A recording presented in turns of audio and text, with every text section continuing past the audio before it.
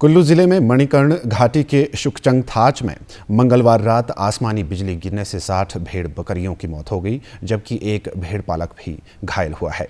यह घटना रात लगभग 2:30 बजे हुई और उस समय भारी बारिश हो रही थी। इनमें 20 भेड़ें और 40 बकरियां शामिल हैं। घटना के समय वहां 950 भेड़ बकरियां मौजूद थी और भेड़ पालकों ने सैकड़ों बकरियां मरने का दावा किया है। पूर्व सांसद महेश्वर सिंह ने सरकार व प्रशासन से भेड़ पालकों को उचित मुआवजा देने की मांग की है। वहीं कार्यवाहक उपायुक्त प्रशांत सरकैक ने कहा कि भेड़ पालकों को राहत मैनुअल के हिसाब से उचित मुआवजा दिया जाएगा।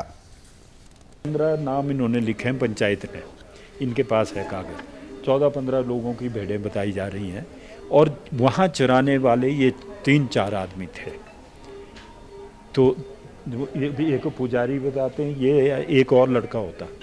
तो ये भेड़ के पास गिर गए सारे, और वहाँ भी ये तो बता रहे सारी भेड़ें बकरी लोगों की 9:30 से गई थी। अब ये मणिकर्ण में शुकचंग थाच करके एक इलाका है जो कि सड़क से काफ़ी दूर है, 2-3 घंटे के दूरी पर है।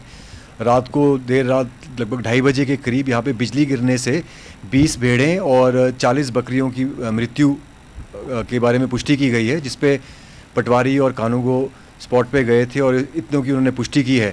इसके अलावा वेटनरी विभाग का स्टाफ भी गया है और ध्यान में ये भी आया है कि शायद इससे ज़्यादा भी भेड़ बकरियां वहाँ पे होने की संभावना है।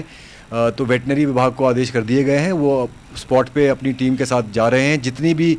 जितने भी मवेशियों की इसमें डेथ हुई होगी उस हिसाब से लोगों को राहत का प्रावधान किया जाएगा। अभी तक के लिए इसमें 4.5 लाख रुपए का लॉसेस का अनुमान लगाया गया है। हम जोत में थे शुकचंग थाच में, ये कम से कम रात 2:30 की बात है। उस टाइम बारिश लगी थी और मैं बाहर निकला था, मतलब कि पानी घुसा था डेरे में। हम 3 आदमी थे, एक आदमी और अलग डेरे में था, हम 2 आदमी एक डेरे में थे। तो मैं पानी बाहर साइड करने के लिए निकला था तो एकदम से आसमानी बिजली पड़ गई और मैं बेहोश हो गया। मुझे कुछ पता नहीं चला। कम से कम 3-3:30 बजे मुझे होश आई, तो तब देखा तो मौत कम से कम 150 की हुई है और 50-60 मतलब लापता है, उनका कोई पता नहीं है। कम से कम 9-950 थी वो टोटल।